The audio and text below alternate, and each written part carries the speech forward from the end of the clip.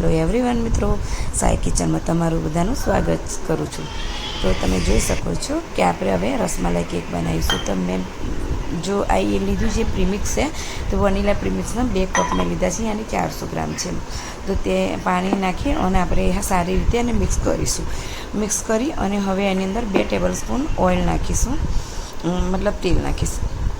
અને હવે આ માવા એસેન્સ છે તે 3-4 ડ્રોપ હું નાખીશ, એની અંદર એડ કરીશ, તેથી બહુ સરસ એની સારી એવી ખુશ્બુ આવે છે। અને આ મારી પાસે રબડી એસેન્સ છે, એ પણ હું એડ કરીશ 2-3 ડ્રોપ।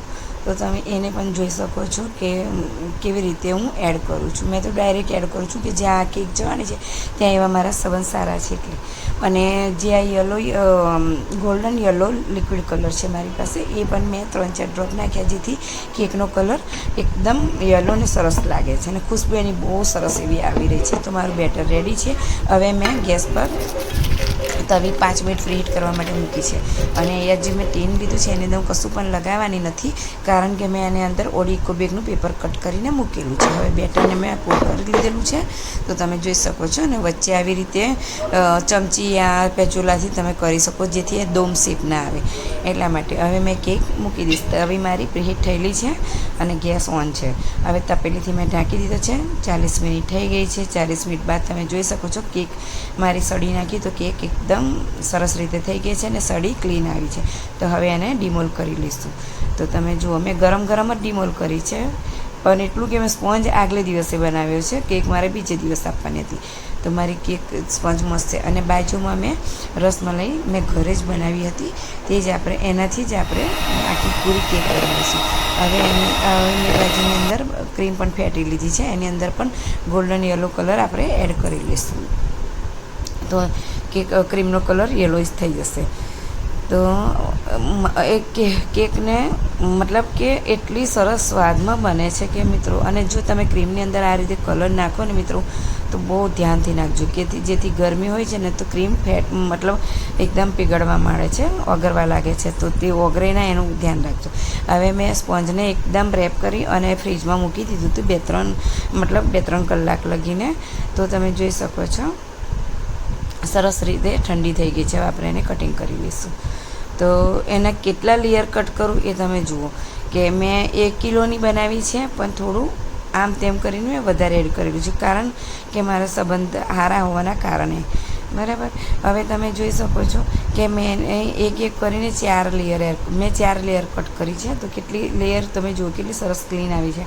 હવે એવી રીતે ક્રીમ પણ આપણે નીચે બોર્ડ લીધું છે, બોર્ડ પર ક્રીમ લગાવી દીધી છે, અને મેં પહેલું બેઝ મૂકી દીધું છે। હવે 1 લેયર જે મેં મૂકી છે એને હું કર્યું છે, જે રસમલાઈ મેં ઘરે બનાવી હતી એના જ દૂધથી મેં સોક કરેલી છે, અને એના પર મેં ક્રીમ નાખી દીધી છે। હવે આ જે છે મારી પાસે, તે તમે રસમલાઈ ક્રશ છે તે પણ હું અંદર એડ કરીશ, કે જેથી એની બહુ મસ્ત, બહુ સરસ એવો ટેસ્ટ લાગે છે। અને જે મેં રસમલાઈના બોલ હતા તે ટુકડા કરીને બાજુ પર મૂકેલા હતા, એને પણ અંદર વચ્ચે એડ કરીશ, કે જેથી ખાવામાં આવે તેને સ્વાદ બહુ સરસ લાગે છે। એવી રીતે મેં બીજી લેયર બી મૂકી દીધી છે।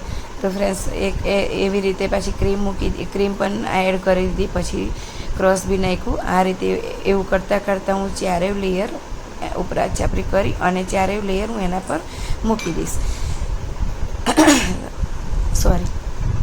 તો તમે જોઈ શકો છો કે આ રીતે મેં 3 લેયર પર આવી ગઈ છું, અને 4થું લેયર પણ આ રીતે હું મૂકી દઈશ। અને જ્યારે પણ તમે જો આ રીતે બનાવતા હોય ને, તો વચ્ચે ડ્રાયફ્રૂટ પણ તમે એડ કરી શકો છો, કારણ કે ઘરનું હોય તો પણ તમે એડ કરી શકો ને। જો કોઈની એવી રિક્વાયરમેન્ટ હોય કે કોઈ કહેતું હોય તમને કે મને ડ્રાયફ્રૂટ વચ્ચે પણ જોઈએ છે, તો વચ્ચે લેયરની અંદર પણ તમે એડ કરી શકો છો, એવું કંઈ છે નથી। તો આ રીતે તમે જોઈ શકો કે મેં પૂરા ક્રમકોટ કરી લેવામાં તૈયારી પૂરી થઈ ગઈ છે મારી। અને આ કામ હું રાત્રે જ કરી રહી છું, કારણ કે મને કિચનમાં ફાવતું નથી, કોઈ હોય તો હું જાતે એકલી હોઉં ત્યારે જ કરું। ક્રમકોટ થઈ ગઈ હતી, તો તેને મેં 2-3 કલાક માટે ફ્રીજમાં મૂકી હતી ઠંડી થવા માટે।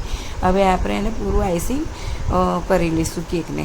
તો તમે જોઈ શકો છો, હું ક્રીમને બહુ સરસ રીતે એવી રીતે ક્રીમ મેં લગાવી લીધી છે। હવે આપણે એને સ્કેપર લઈશું. તો લાઇનરવાળું મને થયું કે ડિઝાઇનવાળી હું થોડી બનાવી લઉં, તો મેં સ્કેપર લીધું છે, એનાથી ડિઝાઇન બનાવી. પણ મિત્રો મને આ ડિઝાઇન પસંદ આવી, મેં ફરી પાછી કરી છે એના પર નાની નજીકની લાઇનરવાળું પાછું સ્કેપર ફેરવ્યું છે મેં. તો તમે જોઈ શકો છો મારી કેક રેડી થઈ છે. હવે આપણે એને થોડી વાર માટે ફ્રીજમાં મૂકીશું. ઉપરથી થોડુંક એવું લેવલ કરી લઈશું, પછી એને ફ્રીજમાં મૂકી દઈશું.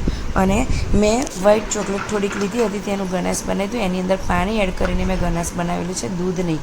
તો એની અંદર પણ ગોલ્ડન યલો કલર આપણે એડ કરીશું અને એ પણ યલો કરી લઈશું. અને એનું એક એવી ડ્રિપિંગ બનાવી લઈશ, જે કેક પર મને રેડવા થોડું ડ્રિપિંગ કરવા માટે થોડું જ બનાવેલું છે અમે.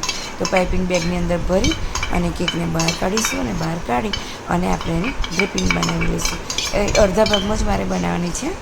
તો તમે જોઈ શકો છો મિત્રો કે હું કઈ રીતે ડ્રિપિંગ કરી રહી છું.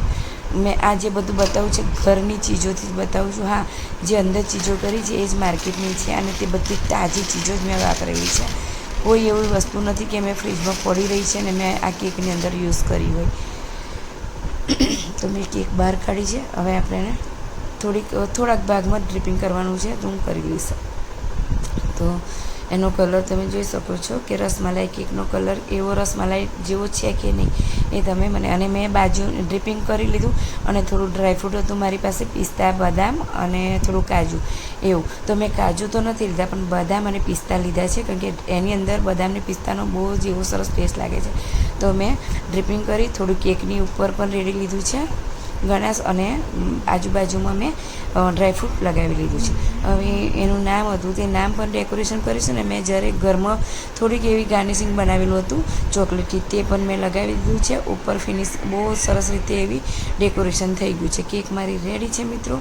તો તમે જોઈ શકો છો, કેમ કે વિડીયો લાંબો થવાના કારણે અમુક વિડીયો મેં શૂટ નથી કર્યું. તો કેક રેડી છે, રસમલાઈ કેક. Bye bye.